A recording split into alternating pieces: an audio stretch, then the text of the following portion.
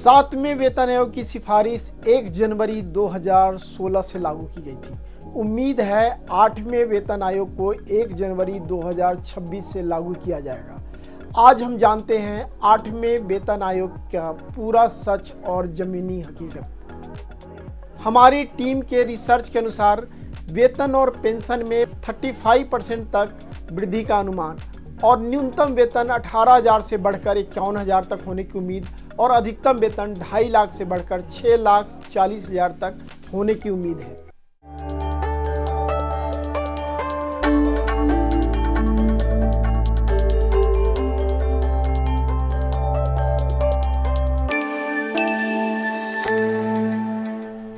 नमस्कार दोस्तों, जय हिंद जय भारत।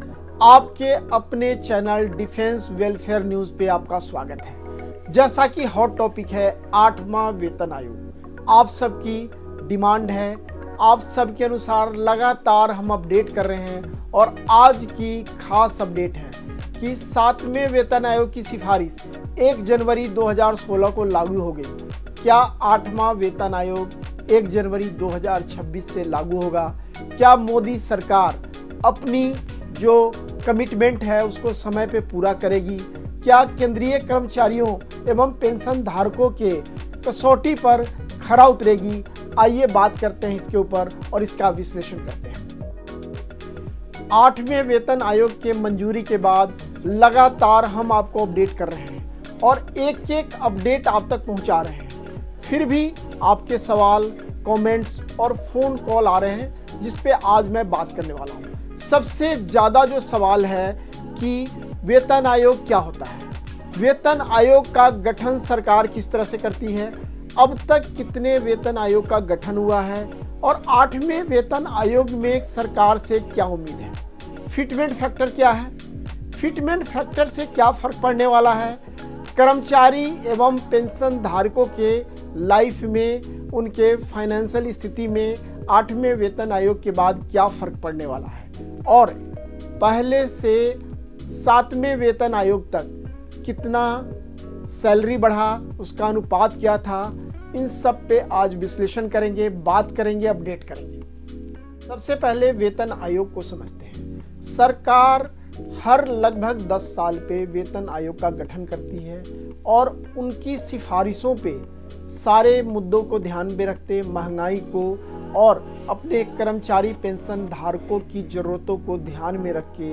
सैलरी एवं अलाउंसेस में बढ़ोतरी करती है ताकि जो उनके कर्मचारी हैं एवं पेंशन धारक हैं वो वित्तीय रूप से समय के अनुसार सक्षम हो सके, महंगाई का मुकाबला कर सकें और सामाजिक रूप से अपने आप को वित्तीय स्तर पे ढाल सकें। 10 साल में इसकी ज़रूरत क्यों है, पहले इसको समझते हैं। इसमें सबसे बड़ा जो फैक्टर होता है महंगाई का, क्योंकि महंगाई डे बाय डे बढ़ रही है और सैलरी उस अनुपात में जो बढ़ती है, सरकार महंगाई भत्ते को देती है, उसका अनुपात धीरे धीरे कम होता है और सरकारी कर्मचारी एवं पेंशन धारकों पर जो बोझ बढ़ता है, चाहे वो वित्तीय बोझ हो, चाहे वो चिकित्सीय बोझ हो और बहुत सारी, चाहे उनके बच्चों के एजुकेशन का हो, रिटायरमेंट प्लानिंग को हो, इन सब को ध्यान में रख के हर 10 साल पे सरकार वेतन आयोग की सिफारिशों के अनुसार सैलरी एवं भत्तों में वृद्धि करती है। दूसरा सवाल है, इससे फायदा किसको होगा? इससे फायदा केंद्र सरकार के कर्मचारी एवं पेंशन धारकों को होगा। इसके साथ साथ जितने भी राज्य सरकार हैं वो भी पे कमीशन के अनुसार पैरेलल पे कमीशन की रिकमेंडेशन देते हैं और अपने राज्य स्तर के कर्मचारियों की सैलरी और भत्तों को बढ़ाते हैं। साथियों, 1946 से लेकर अभी तक 7 वेतन आयोग का गठन हो चुका है, उनकी सिफारिशें मंजूर हो चुकी है और 8वां वेतन आयोग का औपचारिक रूप से सरकार ने गठन कर दिया है। बहुत जल्दी इसकी कार्रवाई शुरू हो जाएगी। आज मैं बात करने वाला हूं वेतन आयोग के इतिहास पे। शुरुआत कब से हुई, न्यूनतम सैलरी कितनी थी, कितनी सैलरी बढ़ी और सारे फैक्टर के ऊपर। तो वेतन आयोग का इतिहास, पहला वेतन आयोग 1946 में गठित हुआ था और जो न्यूनतम मूल वेतन था वो 55 रुपये था।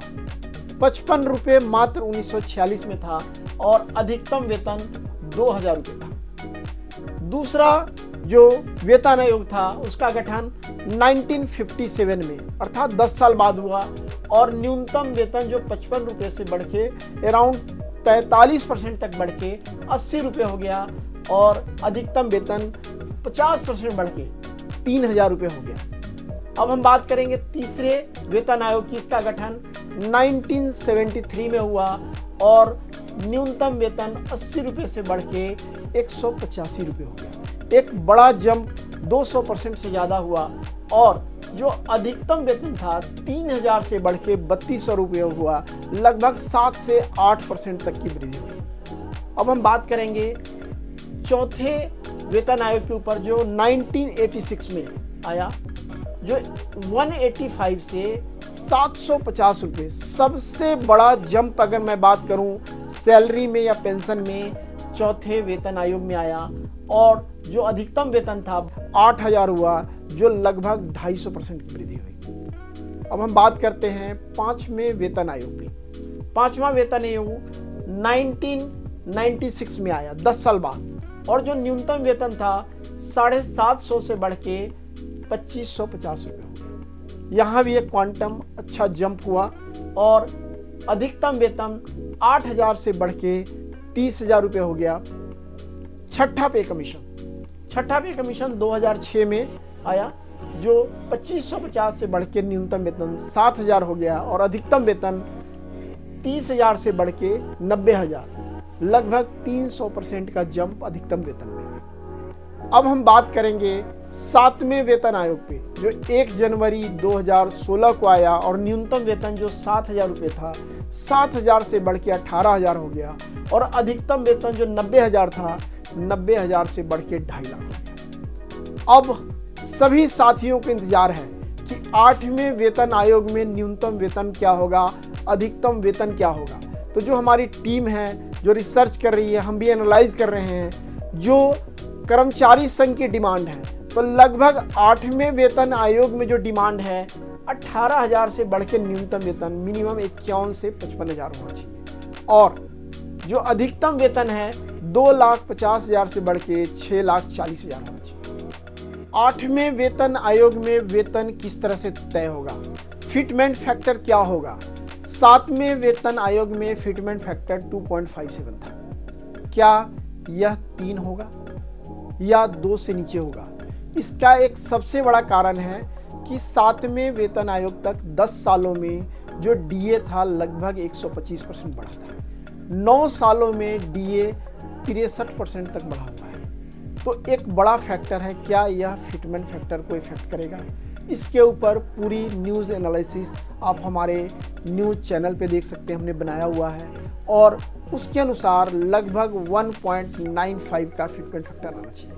लेकिन जो कर्मचारी संघ और जो डिमांड है, चाहे पूर्व सैनिकों की है, पूर्व सैनिक संगठन की है, हमारे national ex serviceman coordination committee की है कि फिटमेंट फैक्टर कम से कम 3 होना चाहिए, क्योंकि महंगाई की दर जो सरकार दिखा रही है उसके बहुत ऊपर है।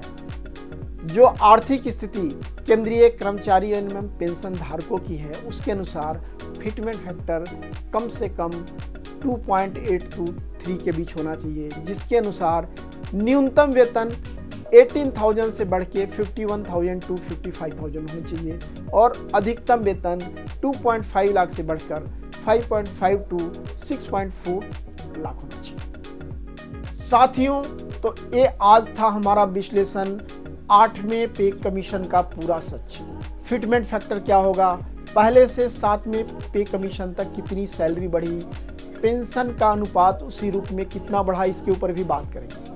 आपके हर एक सवाल को, आपके हर एक तथ्य को हम जांच करते हैं, उसके ऊपर एनालिसिस करते हैं, उसकी रिसर्च भी करते हैं और उसके बाद आपके लिए न्यूज़ तैयार करते हैं।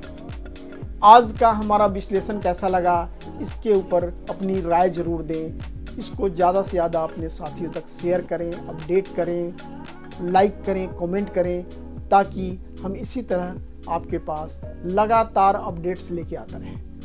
मिलते हैं अगले वीडियो में एक नए तथ्य के साथ, एक नए अपडेट के साथ। जय हिंद, जय भारत।